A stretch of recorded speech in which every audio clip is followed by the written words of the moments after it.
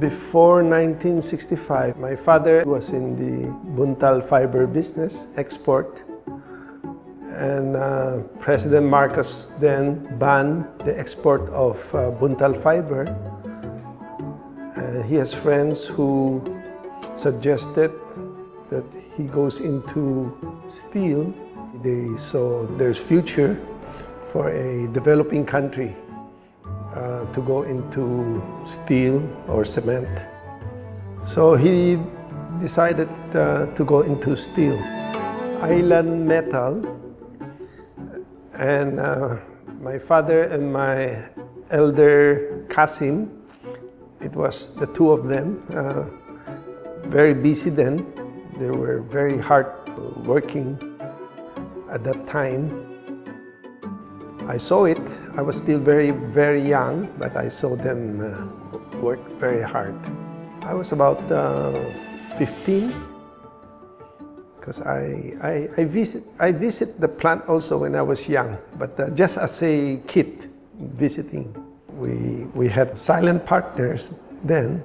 Mr. Go Kim Pa has been our partner until today on our 50th anniversary.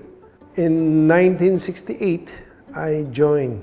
I was then still studying, so I was working daytime, and at night I go to college.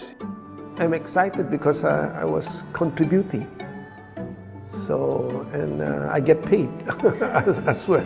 Nothing heavy, just doing errands, doing collections, buying parts, anything at all. Well, that generation, we just follow, you know, whatever our parents told us to do, we don't question, we just do as what they want us to. It was antiquated, old technology then. It's a lot of labor work. So I was exposed to that, very labor intensive.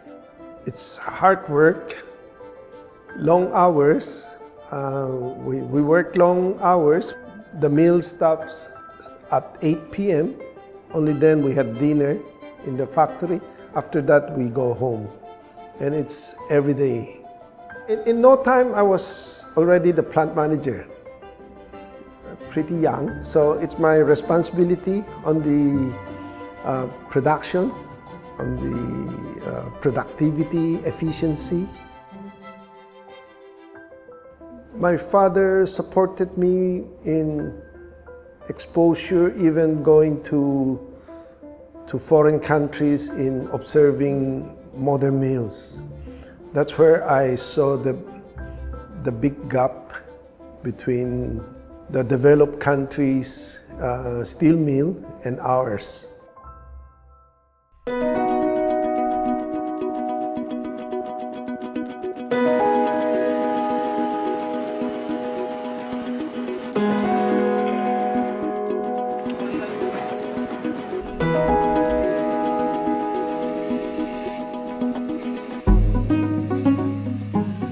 Well, in the late 80s up to early 90s, I saw Thailand modernizing.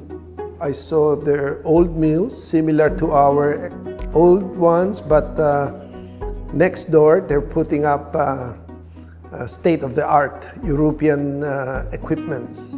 Philippines and Thailand are actually similar in terms of population, in terms of growth. So that was my dream, is to also have a modern mill in our country.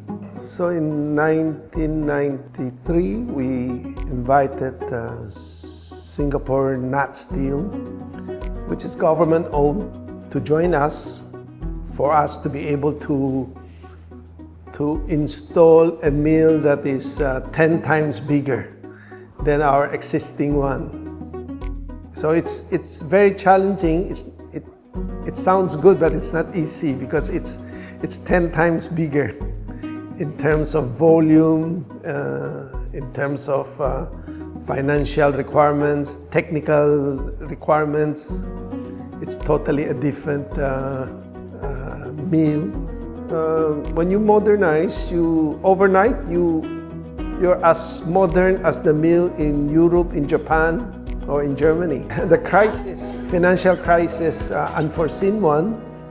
Well, we all got hit, and at that time the demand suffers. So we were on a survival mode at that time. A lot of companies are folding up. Yes, the dollar went up. So if you have loans in dollar, it's a real crisis, right? And you have to pay. It was hard, but I think Ben has the kind of tenacity and as to how to go ahead. And that was the time also that I think us as siblings, we bonded together. That's why I said that it has to be, you just have to trust one leader. I was working in National Steel when I met the Yao family, and Ben was a very young man then. He hired me as the chief operating officer of the company then. He wanted to have an arm's length relationship with the old mill and set up a modern professional company with a modern mill. And so it was exciting. We were hiring professionals, people from finance, people from sales, people from logistics, were outsider professionals who were not related to the family, but had long experience. And he's humble and modest enough to see that without the help of all of these people, whether bankers, whether advisors, whether foreign suppliers, SteelAsia wouldn't be what it is today. He has the vision. Because of his stalling model, the cost of rebars in faraway places in the Philippines must not be penalized for distance. So what he did was to set up mills all over the country. You're in Cebu with them, you're in Cagayan de Oro, you're in Davao, you're in Batangas. He just maintained his one-price policy at the sacrifice of immediate profits. The only way is for the culture that Mr. Ben has set up, and all of us have followed, is maintained over time. And the values that made SteelAsia what it is today are maintained by the people who take over eventually. Because whatever is good for SteelAsia is good for everybody, including himself and the family and the owners.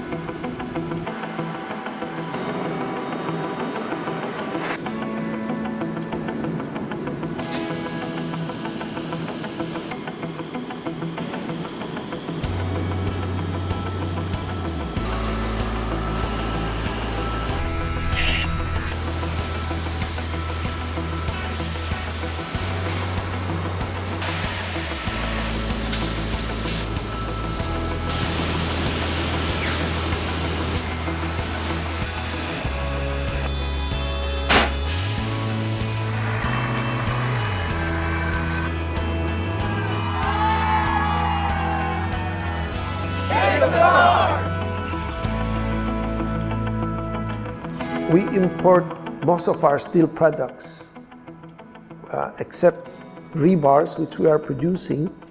If you talk of plates, I-beam, H-beam, these are all imported.